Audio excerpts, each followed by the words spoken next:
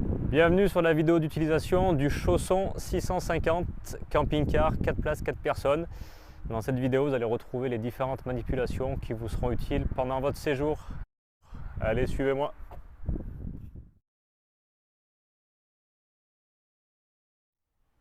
Donc première chose à faire, une fois que vous prenez possession du camping-car, c'est la mise en route du panneau de contrôle. Donc pour le mettre en route, appuyez sur le bouton Power. À partir de ce panneau de contrôle, vous pourrez mettre en route la lumière, donc en appuyant sur le bouton en bleu pour l'activer, la pompe à eau. Ce bouton-là permettra de mettre en place la lumière extérieure. Sur le panneau de contrôle ici, vous allez pouvoir avoir un visu sur le niveau d'eau grâce à ce bouton. Sur l'état des batteries, donc la batterie en mode camping-car, donc la batterie stationnaire ou la batterie du porteur. Concernant le niveau d'eau des eaux usées, il sera indiqué uniquement quand le réservoir sera plein par une petite lumière orange ici. Pour mettre en route le chauffage, allez sur la commande Eberspacher, appuyez sur le bouton du milieu pour la mettre en route. Choisir ici les petites ondes qui correspondent au chauffage. Donc ça clignote, donc on est bien sur le chauffage. On va appuyer à nouveau sur le bouton pour valider. On va ensuite choisir la température de chauffage. Donc là, on va tourner la molette pour choisir la température souhaitée. On valide à nouveau avec le bouton. Et ensuite, on va choisir le temps de fonctionnement. Donc soit on choisit une durée pendant laquelle le chauffage va tourner, donc avec la molette. Sinon, avec le petit symbole infini, le chauffage va tourner indéfiniment jusqu'à ce qu'on l'arrête manuellement. Pour valider, on valide à nouveau. Le chauffage est sur on. Le bouton est passé au rouge, donc là le chauffage est en route. Si vous souhaitez revenir, vous pouvez appuyer sur la petite flèche pour retourner sur le menu principal ou l'écran précédent. Pour arrêter le chauffage, même principe, on va venir appuyer sur le bouton et là on va choisir off. On a bien arrêté le chauffage, le menu est off, la LED rouge s'est éteinte. Donc laissez l'écran comme ça, il s'éteindra tout seul. Concernant la partie électrique du camping-car, celle-ci est alimentée donc par des batteries qui se rechargent à la fois en roulant et à la fois grâce aux panneaux solaires qui se trouvent sur le toit. Dans le véhicule, vous allez trouver différentes prises, comme ici à la cuisine, ou alors ici dans la partie basse du salon. Donc ça, c'est des prises électriques 220 volts qui fonctionnent uniquement quand on est branché avec la rallonge électrique sur le véhicule, donc dans un camping ou alors depuis une source électrique. Quand le véhicule n'est pas relié électriquement, on aura uniquement les prises USB qui vont fonctionner. Donc on en retrouve à la fois à la cuisine et à la fois sur la partie avant du véhicule, ici. Pour l'éclairage, vous avez l'interrupteur disponible directement à l'entrée qui vous permet d'éclairer l'espace de vie. Dans le compartiment à eau propre, vous allez retrouver également derrière cette trappe une boîte à fusibles. Donc dans cette boîte à fusibles va permettre d'alimenter le lit électrique, la table électrique. Donc si jamais un des fusibles ici ne fonctionne plus, le lit ou la table ne fonctionne plus également.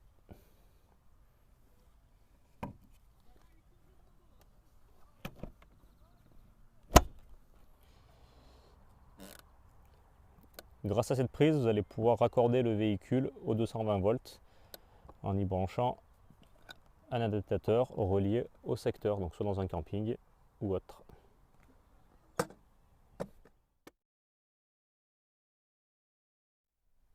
Donc le camping-car est un véhicule 4 places assises. Donc on en retrouve 2 à l'avant pour le conducteur et le passager et également 2 places arrière. Les places arrière, pour basculer en mode salon, se plient pour ensuite avoir tout l'espace dédié au mode cuisine-salon. Donc pour faire basculer les sièges, il faut en premier lieu retirer la tétière que l'on va venir ranger ici. On va ensuite retirer le coussin et on va basculer le siège grâce à cette poignée qu'on va pivoter vers l'arrière. On fait basculer le dossier. Une fois le siège basculé, on va pouvoir remettre en place les coussins. Donc pour cela, on vient récupérer le coussin qui servait d'assise. On récupère le coussin qui était l'assise de l'autre siège arrière qu'on vient également mettre ici. On va pouvoir procéder au rangement de ce dossier. Donc de même manière, on vient faire pivoter la poignée et basculer le dossier. Et ensuite, les deux coussins qui restent, le large qui correspond au dossier et le plus étroit comme cela. Ce qui permet d'avoir un salon avec des assises supplémentaires. Ensuite, concernant la table basse, on va pouvoir la mettre en place, donc la relever grâce à l'interrupteur qui se trouve à la cuisine. Une fois que la table est à la bonne hauteur, on va venir faire glisser la rallonge qui va venir maintenir le plateau.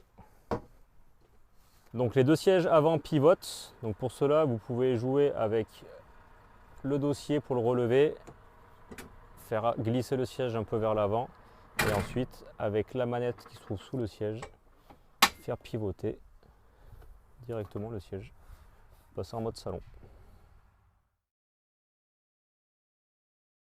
Donc pour ce qui est du passage en mode nuit, il y a deux possibilités. Soit on a 4 personnes, à ce moment-là il faudra mettre en place un lit au niveau du salon et ensuite on aura accès au lit pavillon qui descend électriquement.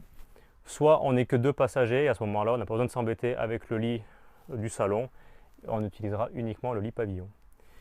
Donc pour la mise en place du lit au niveau du salon, il va falloir dans un premier temps ouvrir la table, donc sortir la rallonge et déplier le plateau. Ensuite, les matelas qui vous permettront de faire le lit se trouvent dans la soute du camping-car.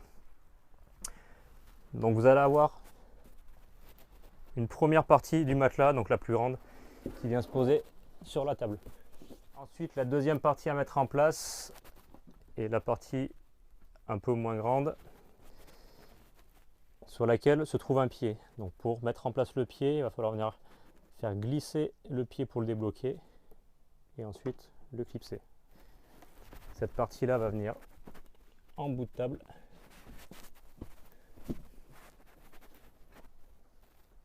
Et pour finir, la partie restante, même principe, on vient faire glisser pour mettre en place le pied et celle-ci va venir se mettre en bout de banquette comme ceci. Donc voilà, donc là on retrouve un couchage de personnes au niveau du salon. Ensuite, il suffira de venir descendre électriquement le lit pavillon grâce à l'interrupteur qui se trouve au niveau de la cuisine. Lit qu'on descendra à mi-hauteur. Une fois le lit à la hauteur souhaitée, on va pouvoir venir récupérer l'échelle et l'installer sur les fixations de façon à pouvoir monter dans le lit. Donc on va pouvoir venir la bloquer grâce au petit téton qui pivote comme cela. Donc voilà, le couchage est mis en place. Donc si on n'est que 2 passagers, on n'a pas besoin de s'embêter avec le lit qui se trouve au niveau de la banquette. On va utiliser uniquement le lit pavillon, donc on n'a pas besoin de l'échelle non plus. Donc pour cela, on pourra baisser intégralement le lit pavillon. Attention, bien faire vérifier que les sièges conducteurs et passagers soient bien glissés vers l'avant du véhicule de façon à ce que le lit ne se mette pas de travers. Une fois le lit baissé, donc pour la partie nuit, vous aurez accès à des liseuses que vous pourrez venir mettre en route grâce aux petits interrupteurs qui se situe dessus.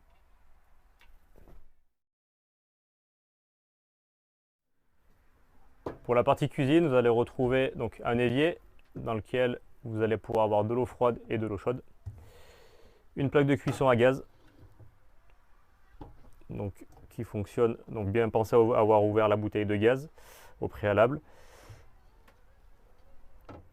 Pour mettre en route l'eau chaude, il va falloir venir dans ce placard au-dessus de la cuisine. Et ici, vous allez retrouver la commande de mise en route Truma. Au préalable, bien s'assurer que le gaz soit ouvert, que la bouteille de gaz soit ouverte et que la pompe à eau soit bien en route. Ensuite, vous avez deux options sur le bouton. C'est soit on chauffe l'eau à 50 degrés, on appuie vers le haut, soit l'hiver, on veut chauffer l'eau à 70 degrés pour avoir un peu plus chaud et à ce moment-là, on actionne le bouton vers le bas. On va entendre un petit clic au niveau de la salle de bain pour le déclenchement de la commande Truma. Par défaut, le chauffage, donc au bout de quelques minutes, l'eau chaude va se mettre en route. Si vous rencontrez un voyant rouge, c'est que le chauffage s'est mis en défaut. Donc deux options, soit la pompe à eau est arrêtée, soit le gaz est fermé. À ce moment-là, allez en position 0, ouvrir le gaz, vérifier que la pompe à eau soit en route et refaire la manipulation. Une fois que vous avez terminé d'utiliser l'eau chaude, donc vous avez terminé la douche ou la vaisselle, bien se remettre en position 0 de façon à ce que la commande Truma soit arrêtée. Donc quand vous cuisinez, vous avez une fenêtre qui permet de faire une petite ventilation pour le gaz. Donc pour ouvrir, on appuie sur le petit bouton et on vient tourner la poignée. Et on fait pareil sur les trois petites poignées noires. À partir de là, on vient délicatement ouvrir pour avoir la position souhaitée. Pour fermer la fenêtre, on ouvre intégralement, on rebaisse et on vient fermer les poignées de verrouillage.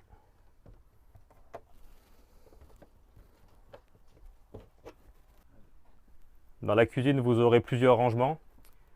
Pour ouvrir les tiroirs ou les placards, on appuie sur le petit bouton poussoir. On vient ouvrir et on pense bien à refermer en réenclenchant le bouton poussoir de manière à verrouiller le placard de la cuisine. Alors attention de ne pas mettre des choses trop lourdes dans le placard supérieur de façon à ce que quand vous roulez, ça vienne bouger et que vous ayez une chute en ouvrant le placard d'une boîte de conserve ou autre chose. Donc de préférence les conserves sur le bas de la cuisine. Dans la cuisine, vous trouverez également un frigo double compartiment, donc une partie réfrigérateur et une partie congélateur. Pour mettre en route le frigo, il faudra venir appuyer sur ce bouton ci, Power. Une fois que le bandeau d'éclairage est éclairé, on va laisser par défaut, en appuyant sur le carré, sur la source d'alimentation en automatique. Le frigo fonctionne à la fois au gaz et à l'électricité, donc 220 volts quand on est branché avec la prise secteur, ou alors sur batterie. En automatique, il viendra sélectionner automatiquement sa source d'alimentation. Vous pourrez ensuite venir augmenter le rafraîchissement, la température de rafraîchissement du frigo. Donc sur les différentes fenêtres, même fonctionnement. Pour les déverrouiller, donc on appuie sur le bouton, on vient tourner les poignées de déverrouillage de manière à venir ouvrir. On ouvre délicatement pour avoir la position souhaitée. On ouvre intégralement pour refermer. Et pour chaque fenêtre est équipée d'une moustiquaire, donc à faire glisser vers le bas, et d'occultant qu'on va venir relever donc en pinçant délicatement ici et en levant vers le haut. À partir de là, il est possible de venir fixer le rideau grâce sur la partie haute et on vient lâcher pour fixer. Donc l'occultant du pare-brise se trouve en bas du tableau de bord. Venir ici le tirer avec ses deux mains, le faire coulisser vers le haut jusqu'aux emplacements, donc bien passer devant le rétroviseur et le mettre dans les encoches pour tenir le rideau, et ensuite basculer les pare-soleil.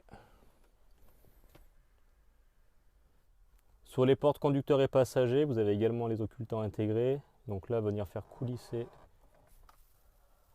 la fixation, bien faire rentrer dans le rail ici la partie plastique, et arriver au bout, on vient caler pour que ça tienne. Donc sur le fond du véhicule, vous retrouvez la salle de bain sur laquelle vous avez un évier. Vous avez différents rangements, donc notamment ici un placard avec une porte coulissante, un autre placard sous le meuble évier. Vous allez également retrouver sous le plan de travail l'interrupteur pour pouvoir éclairer la salle de bain. On va retrouver également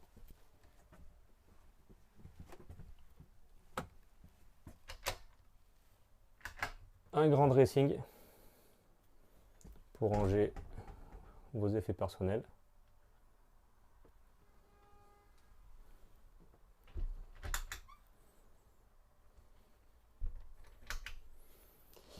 La trappe qui va se trouver en dessous du dressing permet d'accéder directement à la soute.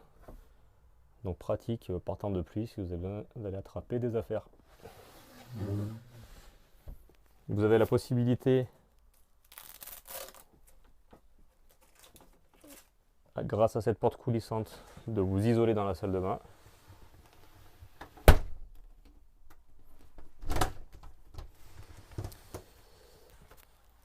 Bien passer à rattacher la porte quand vous prenez la route, de façon à ce qu'elle ne vienne pas glisser pendant votre trajet. Et vous allez également retrouver donc une douche. Donc là, dans l'utilisation rien de compliqué, vous allez retrouver votre pommeau, votre mitigeur, eau chaude ou froide à actionner.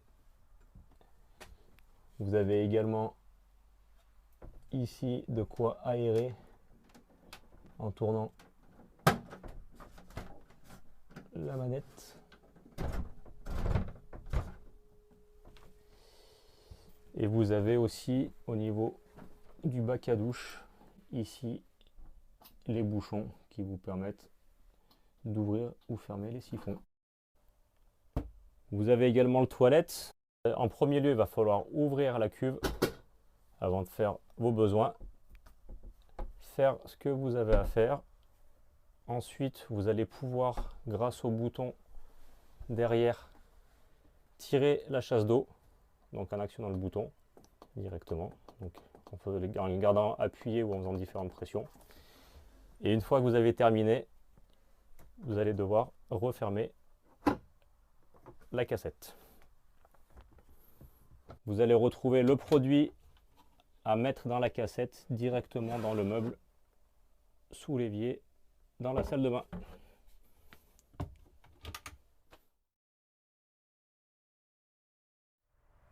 Pour le réservoir à gasoil, vous allez le retrouver sur la porte conducteur. Donc il est accessible en ouvrant la porte.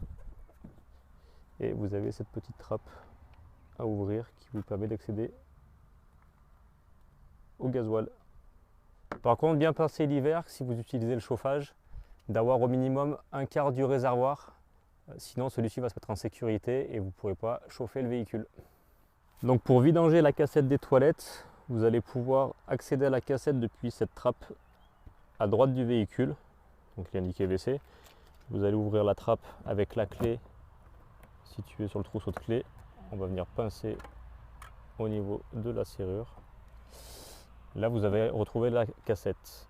Pour retirer la cassette, il faut bien s'assurer que au niveau intérieur, côté toilette, la cassette, la chasse d'eau soit bien fermée. Si ça c'est OK, vous allez pouvoir maintenant, en soulevant la manette orange, soulever et tirer pour pouvoir enlever la cassette.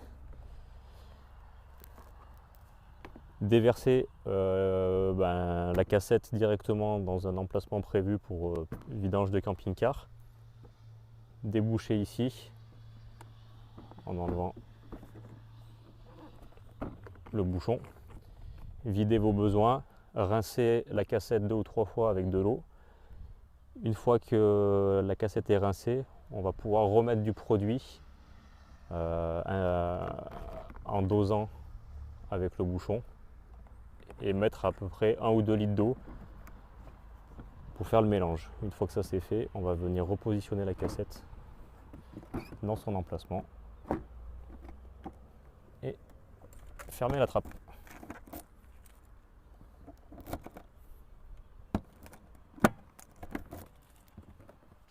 Donc si vous avez besoin de remplir en eau propre, vous allez devoir passer par cette trappe qui se situe à gauche du véhicule.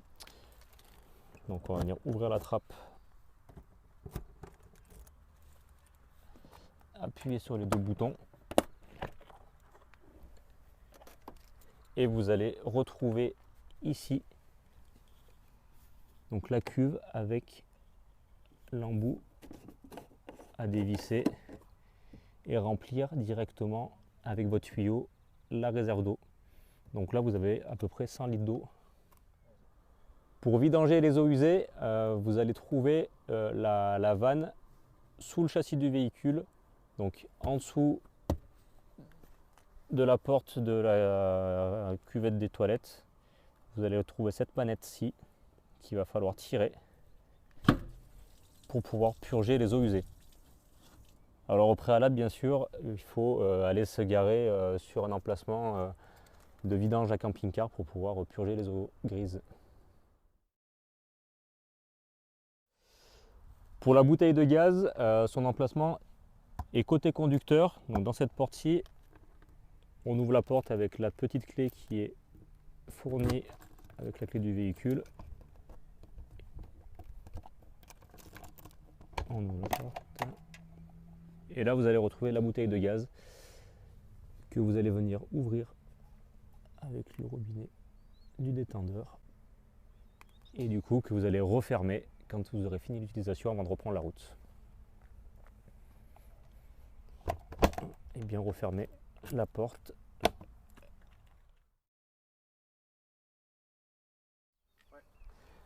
Pour utiliser le haut-vent, vous allez retrouver la canne directement dans la soute. Donc canne qu'il va falloir déplier.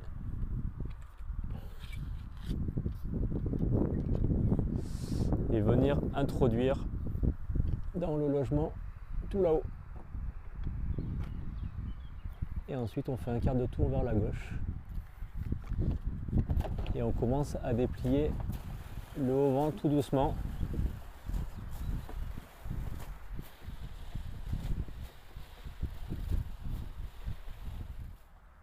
Avant de déplier totalement le haut-vent, on va venir défaire les pieds qui se trouvent ici dans le montant du haut-vent.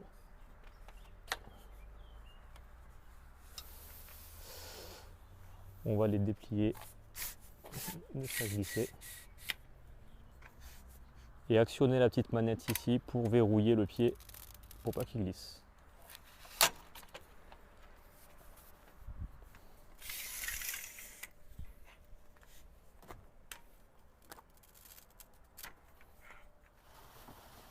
Et ensuite on peut continuer à ouvrir le haut-vent entièrement. Alors je vous déconseille de l'ouvrir entièrement.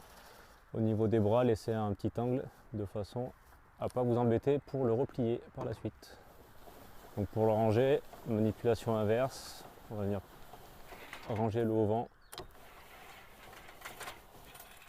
Et ensuite on vient ranger les pieds dans leur emplacement. Donc hop, on déverrouille le pied.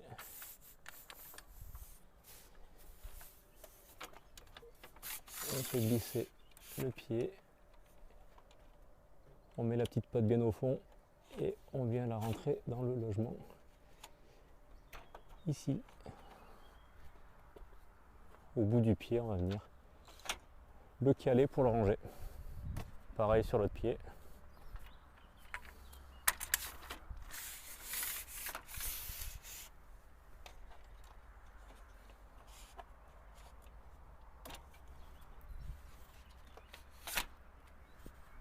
Et ensuite on peut terminer d'enrouler la toile. Une fois arrivé au bout, bien enrouler la toile jusqu'au bout pour éviter tout claquement quand vous allez prendre la route.